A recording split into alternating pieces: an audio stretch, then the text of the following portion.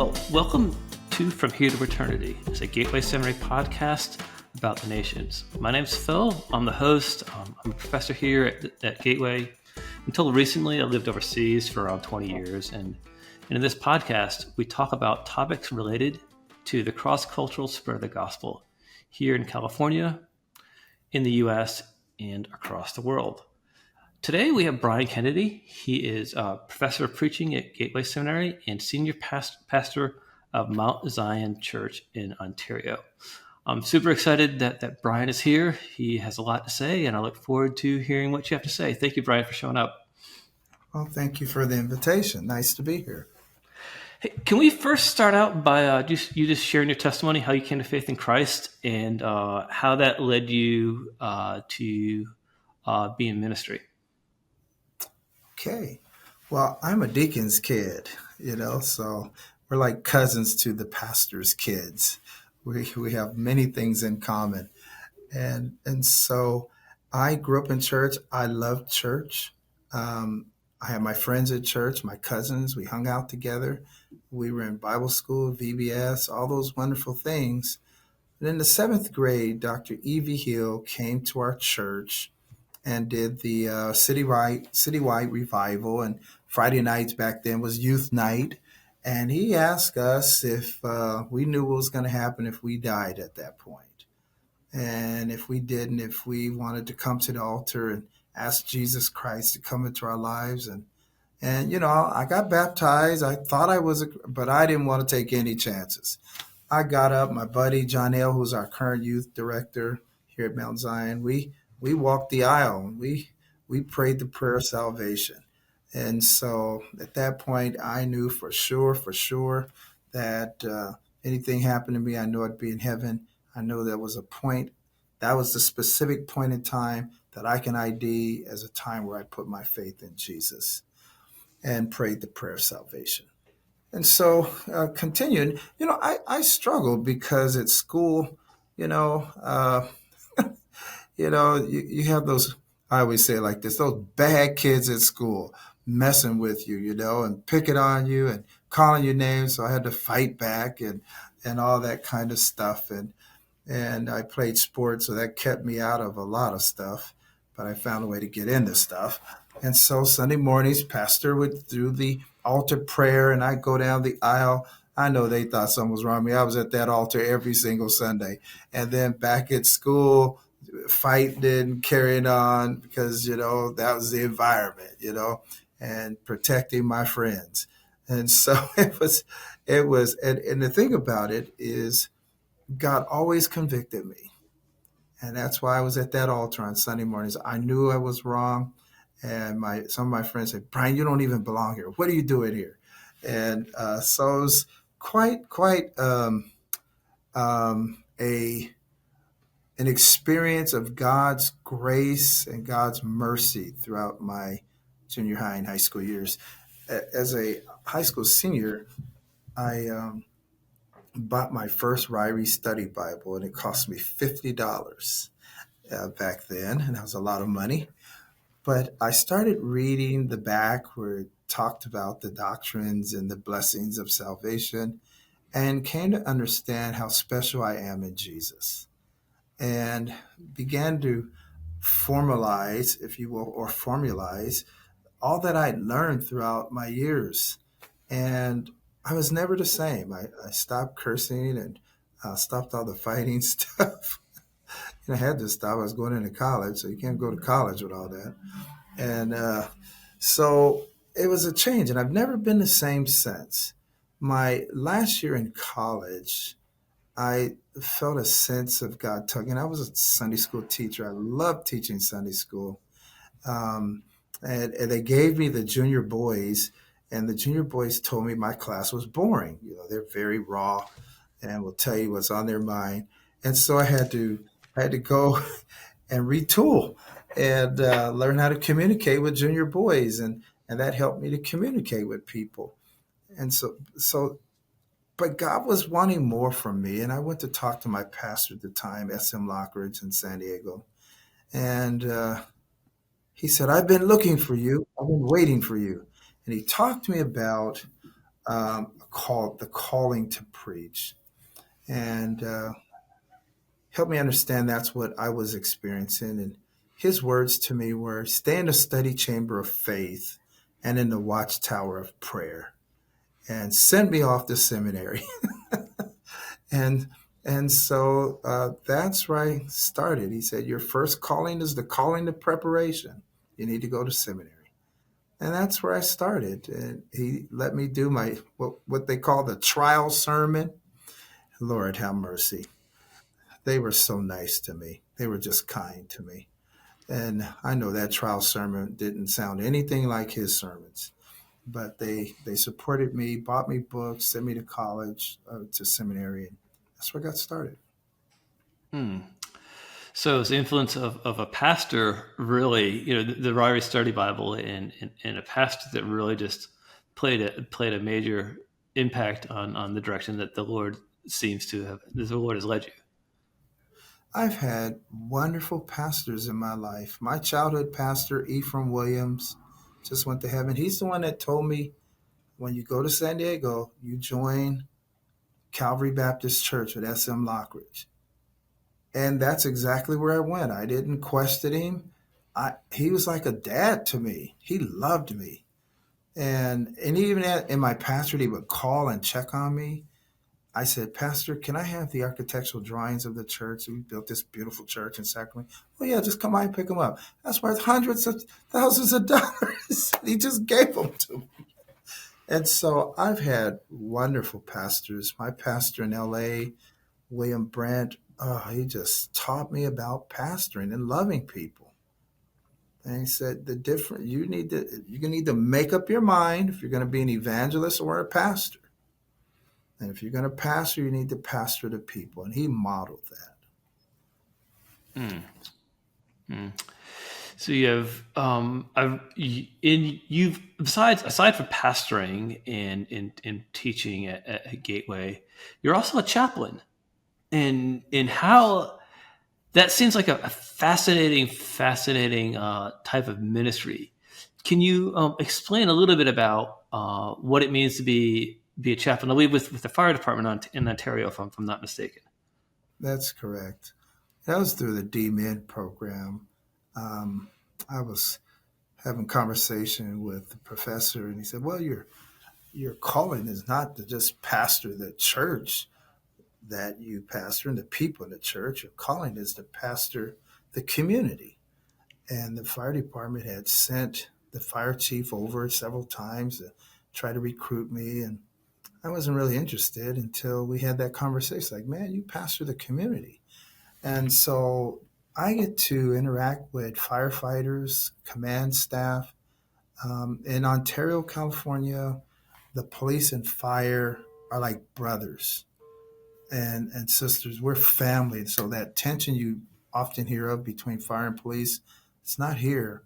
We are Mm. very close and work very close together. So I get to pastor police officer, the police chief. I take the lunch sometimes and pray with him, pray with the fire chief, and so it's amazing to be able to serve as a pastor in our fire department, police department. So I've done a lot of homegoing services for fire chiefs, been on scenes where people have died, and guy's mom was burned up in the house and had to minister to him. So we've Mm. been on a lot of those scenes to encourage people, let people know we love them, and do whatever we can to support them during the most difficult days in their lives.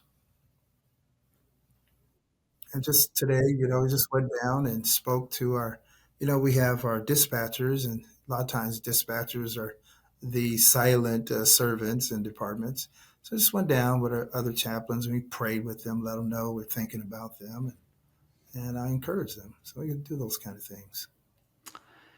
Yeah, that's a wonderful opportunity and blessing, especially with all the recent fires in the area.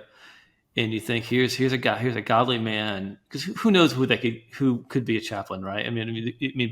But you've been put in that position, and what an opportunity to be able to minister to people and people in need and people who are who are literally putting their lives on the line for us. So appreciate you doing this. And really, on top of everything else that you do, that is something that is, I think, is a wonderful thing and is a good example. I want to transition to something that is somewhat of a bit of a touchy subject, especially in Southern Baptist Convention and just in general, and that is racism in the church, in the black, especially within the Black Church of America. But before I do that, I want to make sure that I get my terminology correct. As I lived overseas for a number of years, before I went overseas, the term that was always used was African American. But when I lived in overseas and we saw people of color, we couldn't call them African American. For obvious reasons, it was Britain, Armenia, Middle East. So in the UK, the term that was used was black. What term, for those who are unfamiliar with the terminology or just want to make sure they're being as sensitive as possible, what term is preferred? Is it black? Is it black, or is it African American, or does it even matter? That it's funny, I tell people there's really no such thing as a white person. There's no such thing as a black person. We're all shades of brown because of the red dirt in which God created us. And so we're light, light, light brown, or dark, dark, dark brown, and everything in between. But the term that is common here that's not offensive is African American. Black is fine as well. And so we are okay. I'm okay with either one of those terms. And most black people are. Okay, well, that's good, because after being away for 20 years, and a lot of things can change, and I want to make sure that at least I'm using the correct terminology. Can we talk about some, especially since you pastor a multi-generational church, you pastor a multi-racial church. Can you talk about some of the misconceptions that I guess Anglo Americans have of African Americans and vice versa? Okay. Well, we have to get to the roots.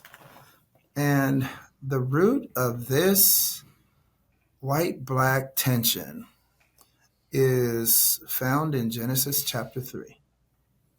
And, when Adam and Eve wanted to be something God did not create them to be. And so, you have out of Europe a whole history of people trying to elevate white supremacy as a people group that is responsible for success and solely responsible for success and has the right to go into other countries and somehow save the savages and so there's rape, there's murder and all that, but it's this whole thing of discovery, this doctrine of discovery, where you have to go in and help people who are not really considered human or savage-like, and you can bring civilization to them, and because you have a right to save them because you're superior. And so that whole supremacy ideology, which is a religion, so many who are in scholarship see it as a religion. And Dr. King talks about that in his book, Where Do We Go From Here? And how it just infiltrated the mindset of people who came to this country. And so, whatever's in your heart is going to come out. And so it begins to take root here in America. And so the idea that one group was superior over another group, it it creates an ongoing challenge because the one group that feels superior feels like the other one really doesn't deserve to exist. And as Dr. King says, the logical end to that is, you exterminate them. You try to eliminate them. And that's what Hitler tried to do. What he felt like his group was superior to the European Jews. And so, you just do this thing called genocide, just kill them all because you have to protect your interest and you don't want them to somehow lower your standard of life or living, your ability, and corrupt you and corrupt your women and corrupt your people. So you just eliminate them. And so if you feel like you're superior in your mind, you don't have a problem with um, justifying ill treatment toward that person. And so passages like the Golden Rule are thrown out. They're not applicable as you do your business. So you justify ill will and harsh treatment toward others. You figure out ways to do that through the laws. You figure out, as Dr. King said, you make God your partner in it. And it has very sad outcomes. And so America has struggled with this love hate relationship. Um, and as Dr. King talks about it in his book, he says, even our founding fathers never really came out with a strong statement that Black people have value, but have always found a way to say Black people are inferior. And even in helping the country work through some of that with the Declaration, I'm sorry, with um, the 13th Amendment, which outlaws slavery, um, it's still no clear statement of Black people are valued and they're equals. And so if you have that operating in your subconscious, because in history books throughout the country, you know, um, Black people are not equal, and you make white people the heroes, even with the indigenous people, where, as you conquered the West and you hurt them and displaced them, you're a hero, and they're bad. All of a sudden, they're savages and they're bad people. And you have these kind of things operating in your subconscious. You don't even realize sometimes that you're being racist toward people of color. In your brain, you've been programmed to believe that you're superior. And so you have certain privileges, and others don't have the same rights that you have and privileges you have. And so that is an ongoing challenge in America and even in the church. And the only thing that penetrates that level of demonic centered darkness is not the cultural Christianity that we do in America, but the true transformation of our minds, where we don't buy into the culture and we're not conformed to this world and pressed into the thinking that justified all this negative treatment and behavior, but we're transformed by the renewing of our minds so we can prove what is that good and perfect and acceptable will of God. It's the word of God, the whole gospel, the whole gospel, that's more than just a mental agreement with some facts, but it is a life transforming message. When the New Testament gospel gets a hold of us, then we can function at God's level versus the culture's level. And so, at the root of racism in the church in America, we have those things operating, and they've operated from the beginning of this country's history. Yeah, and to be more specific, they've operated from the beginning of the Southern Baptist Convention's history. Right? If we want to be, honest and open, it wasn't until 1995 that the convention repented of those of the sins of what they did back when it first began. And I'm glad they did it. I wish it wouldn't have taken 150 or so years to do so.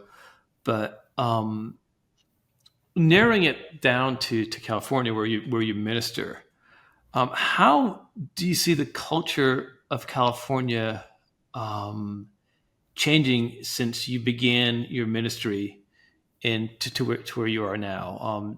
California has some pretty um, well known issues with race, but in comparison to other places, I don't know if it's better, if it's worse. But can you talk about like how things work here in California for people who are not as familiar with it? And as me, who's only been here for a little bit, is not as familiar with things in California. That is a fascinating question. I'm raised by Southerners, and so what I've learned is, and it's true because I've done work in the South. In the South, Southerners will straight up tell you, we don't like your kind. Mm, They don't okay. pull any punches. All right. And you work in a state like Mississippi that still has that mean spirit. Great. There are good people there, people who love Jesus or trying to work on it, but that mean spirit still exists. And it will come out and tell you, you're out of your place. Who do you think you are? California has the same spirit of racism. It's just a facade. It's more sub, it's hidden. And so you have people who will put in place practices that are designed to eliminate you, to um, give their own people a chance, an opportunity. So you have someone just as equal in qualifications, just in every area, equal in qualifications. And so the person of color will be suspect. There's a lot of questions about their ability, and there's a deep dive into their background. But then you have a white person who have similar, and they're the greatest person since sliced bread. And so you have that. And a clear example of that is what's going on in Los Angeles with the mayor, Karen Bass. If she was a white male, she would not come under the same scrutiny that she's coming under right now. And her dismissal of the fire chief has been looked at with as if she did something wrong, and her handling of the fires. Everything she does is suspect. Everything she does is with an air of incompetency, as if she shouldn't even be in the position. But a white male would never get that kind of treatment. And if a white male accomplished the things that she accomplished, he would be hailed as a hero.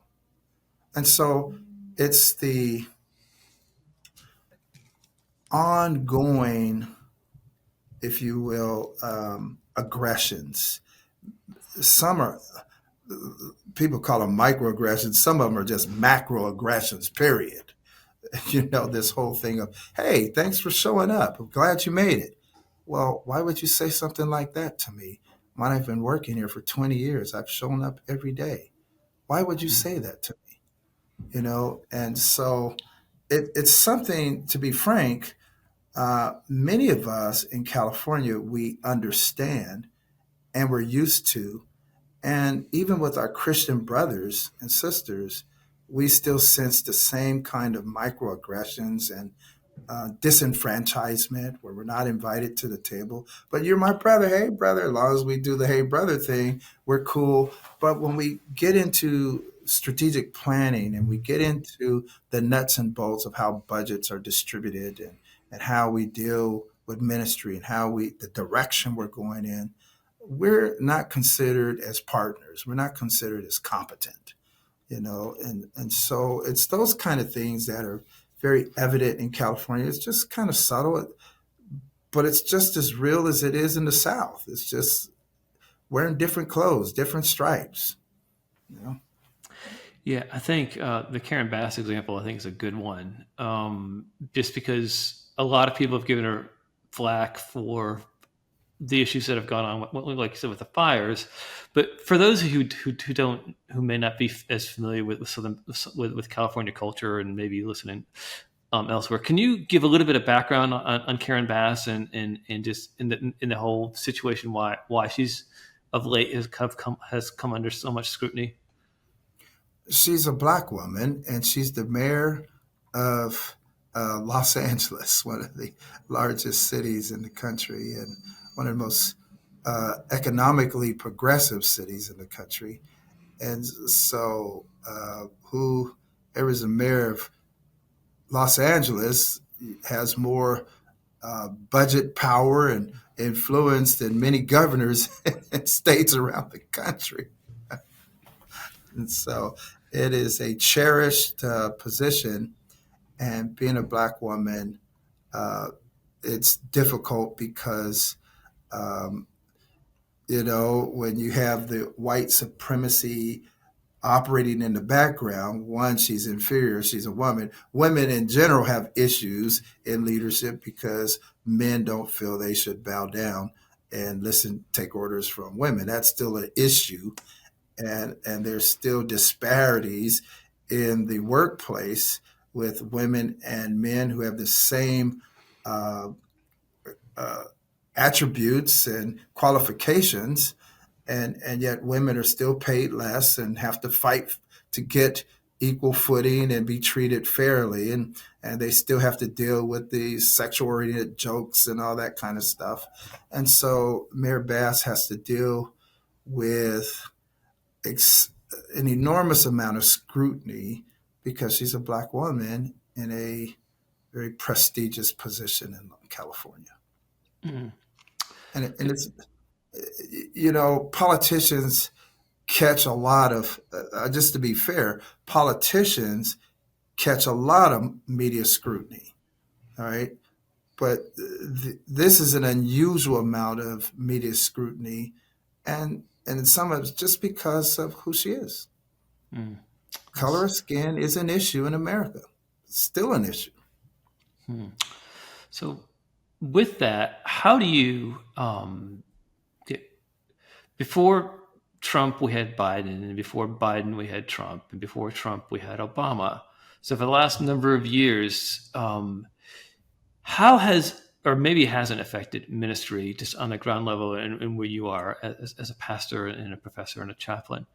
But do you see with the different administrations over the last number of years, since Obama took office, say, um, do you see any change in how ministry is done and accomplished at the macro level, at the federal level, coming down to where we minister? Because for all this time, I was overseas, so I don't know. I mean, but I don't know if it's been good, if it's been bad, or if it's indifferent. But I know other places in the world when certain people come into power, it kind of changes how you do things. Has that affected you in any way, depending on at that type of level, at the federal level? Well, there are two things that I want to say about that question. That's an excellent question. One, Jesus came into a world just like our world today. The king of Israel did not have a legitimate right to the throne of Israel. He was not a Hebrew. He had no right to be the king over Israel. Herod did not. He was corrupt. He was cruel. The priests and the scribes and the Sadducees, who knew much about the Old Testament, rejected Jesus as Messiah. And so there was corruption, and Jesus had to confront them. You had the Romans who were immoral and who were oppressors. And so you had all the stuff that we deal with today. And Jesus came into that world and still lived a holy life, still did ministry, still died on the cross, still rose again from the dead, and became the author of our salvation.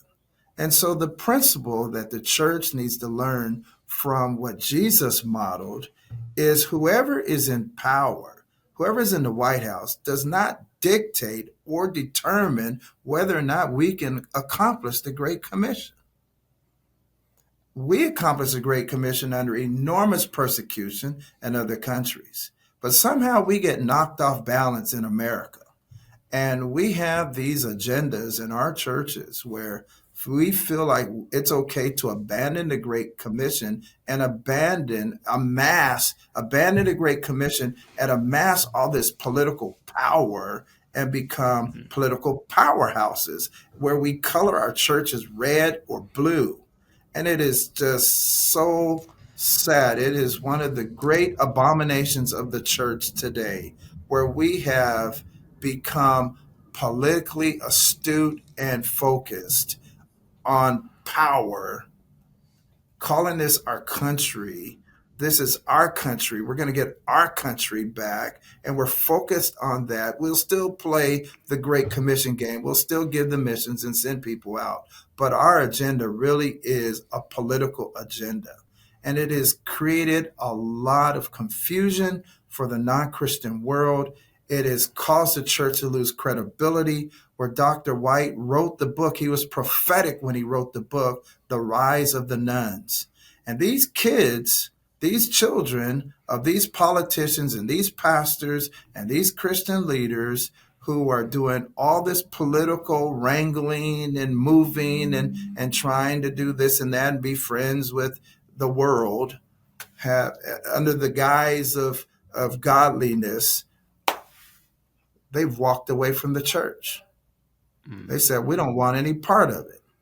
You want to do this abortion thing and really use that as your political platform, when in the church we do over 54% of the abortions. And these kids know it because they're the ones who had to have the abortions. Their dads forced them into it. And the list goes on and on. Our hypocrisy in the world around politics has really set the church back in America, as far as our credibility and our effectiveness. We're just off track, such that we even have tension among ourselves. We can't even sit in a room together and discuss ministry at a high level, low level, or any level without separating behind politics, Republican or Democratic. And if you're a Republican, then you're this. If you're a Democrat, this. You can't be a Christian and be a Democrat. And the gospel's been relegated to whether you're a Republican or not, and your salvation is dependent on if you're a Republican or not. It is one of the saddest chapters in church history. And we're living in this day. So, no, I don't allow the presidency to hinder how we plan to do our work as a church. We're going to do our work. Remember, I'm a black man. And my people came through the North American slave trade. We know something about challenge. We know something about pain, oppression, aggression. We know something about it. And we know how to persist despite what the government does. We're going to stay and trust God through all of this stuff. Mm. And my prayer is that pastors around the country will embrace a firm grip on the Great Commission in the Bible, and that we will lock arms as pastors. And when we lock arms as pastors and stop our foolishness at the pastoral level, and we hold our country accountable for all, and we hold the church accountable for introducing racism into America and perpetuating it. When we do that, we're going to soar like eagles. Right now we're running around like chickens, Mm. but we will soar like eagles when we do this, the Chronicles 17:14, when we as God's people get right and be right before God. Man, we're going to be something else. You bring up an interesting point, and it's one that I don't want to put words in your mouth, but I mean, from what I hear you saying, and I think I'm pretty sure I agree. It seems like that Christianity is becoming almost like a special interest group. Would that be an inappropriate what to say in a sense? That more and more and more, because Christianity is so much attached, because coming so much attached to politics in the U.S., Christians are almost becoming like a special interest group, just like the teachers union or whatever other special interest groups that are out there. Or am I just Well, reading too much into that? Well, that's what the enemy is trying to do because of what Jesus said about the church. Jesus said the gates of hell cannot stop the progress of the church. We will always win people for Jesus. The church is always going to have power. We're always going to be a witness for the Lord. And praise God for the faithful churches around this country. Because if it wasn't for the faithful churches around this country and faithful pastors fighting for the gospel, who knows where America would be today? All Mm. right. And so that is definitely what Satan would want the church to become, no more than a special interest group that can be compartmentalized and kept in its place. Then the country would not have to worry about the moral conscience that the church brings to the conversations. Mm. You've been in ministry for what? Going on 40 years now, right? 35, 40 years. Is that about right? Lord have mercy. Why are you throwing out these numbers? Yes, that's true. Well, what's one thing you know now in your ministry that you wish you would have known when you started? Patience.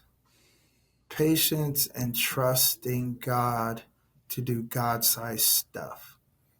I learned that in prison ministry. I did prison ministry for 11 years. And when you're in a penitentiary and you have guys whose arms are bigger than your thighs and they're shot callers and they're this and that, and you're standing there, you've never been in prison, but you love the people you're ministering to.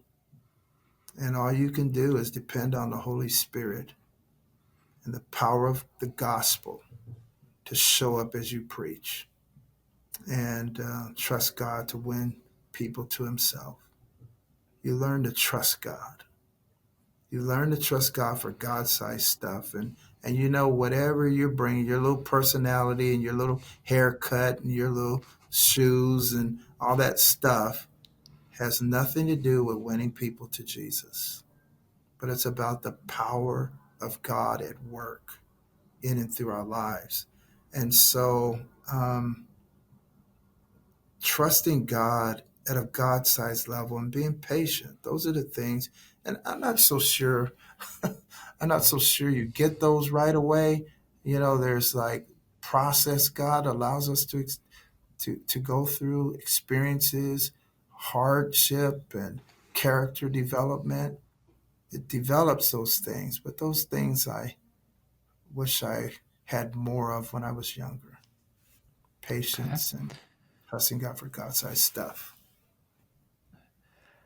Many people in this podcast are either seminary students or thinking about seminary students or just starting ministry. If you could give them one piece of advice, what would it be? Don't quit.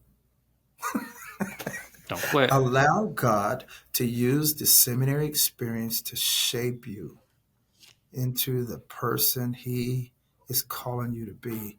The knowledge you gain in seminary, the practical um, principles you learn, and what we the stuff you're going to actually do in ministry, and and taking the head knowledge and the heart stuff and balancing them so you can be practical with people. You're going to learn a lot of that stuff in seminary. And you just don't want to quit and say, this is too hard. I can do it without. No, you need it. You need the education. You need the background. You need the experience of having to press through when you feel like quitting.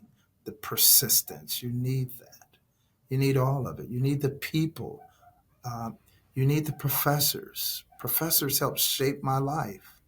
And I'm thankful for the professors I've had. And so don't quit. Don't quit. Is there anything you would like to promote, or is there anything that you think that we should know that we don't? If there's anything, if there's any last words that you would want to give to somebody listening, what would they be? Do what Jesus said when it comes to the most important things in the world. He summed up all the commandments with two primary commandments.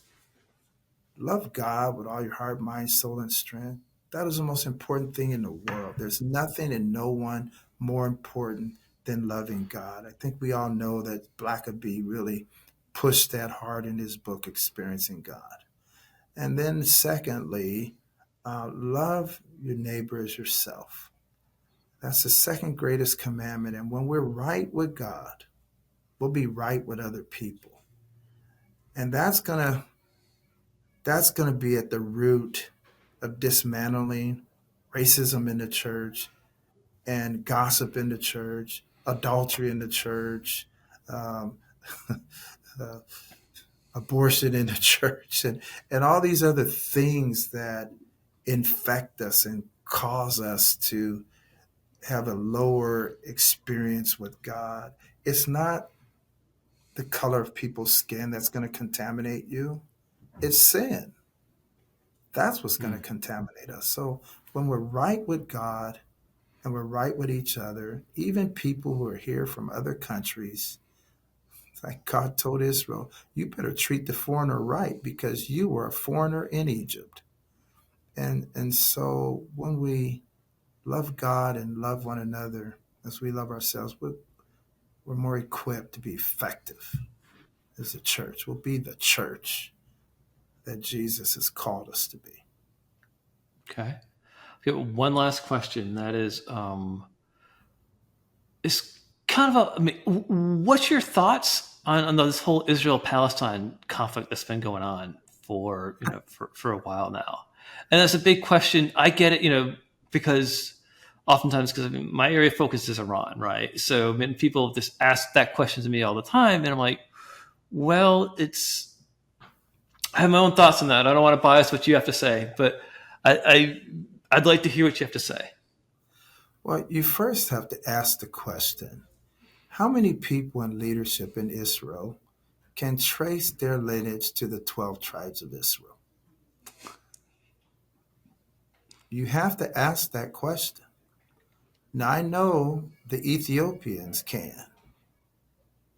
They can trace their roots to the line of David through Solomon. And you do not see them in government trying to destroy their brothers. Because when you look at biblical history, the Palestinians and the Hebrews, they're brothers. Ishmael and Isaac, they've had tension. And but this thing we see here, where Israel wants to completely destroy their brothers, you have to ask. First of all, you have to ask, with all of the surveillance and technology that Israel has, how in the world did that invasion happen? I've been to Israel, and you're on candid camera before you get off the plane. Mm. And so, with their military capabilities, this little small country, with all these Arab nations around them wanting to take them out, and they've been able to thrive in that little small piece of land. How in the world, how in the world that did that invasion take place? One. And two, how did it go so far? You have to ask those questions and get answers to those questions before you can have an accurate answer on, it's like, who are these people in Israel? And then you have to ask, okay, if you're true Israelites and you're following the law of Moses, because you reject Messiah, you reject Jesus as Messiah, then how come you are violating Lex Talonius? Because the eye for an eye and tooth for a tooth says you can only respond to an extent that they hurt you. Lex Talonius does not allow you to completely destroy another nation because they invaded you. You can protect yourself, and you can respond in a way that is measured, does not allow for genocide. And then you have to go back to the Old Testament, and you have to go to the book of Judges and recognize that Israel is in trouble with God because Israel did not follow God's instructions in taking the Canaanites out. And they began to compromise, and God said, okay, I'm not going to take them all out. Since you're compromising, I'm not going to chase them out. And so the rest of Israel's history is up and down, all the way up to today. It's up and down. They were into the idol worship. God would spank them. They would come back around and worship God. And you have that pattern throughout the Old Testament. And today, Israel is in total rebellion against the God of the universe. And yet, around Messiah. And yet you go to the Wailing Wall. You go to the Wailing Wall and you experience the presence of God. You can clearly experience God's presence at that Wailing Wall. They're praying to Yahweh just like we are. They have an issue with God because they rejected Messiah. And so we're expecting peace over there when the people of God are at odds with God. And so the leaders there may not be able to trace their roots to the 12 tribes of Israel, but they are still proselytes, and they're still governed by the law of Israel, the law of Moses, since they reject Messiah. And so those are some of the deep issues that I look at as I try to make sense out of this war, this conflict over there.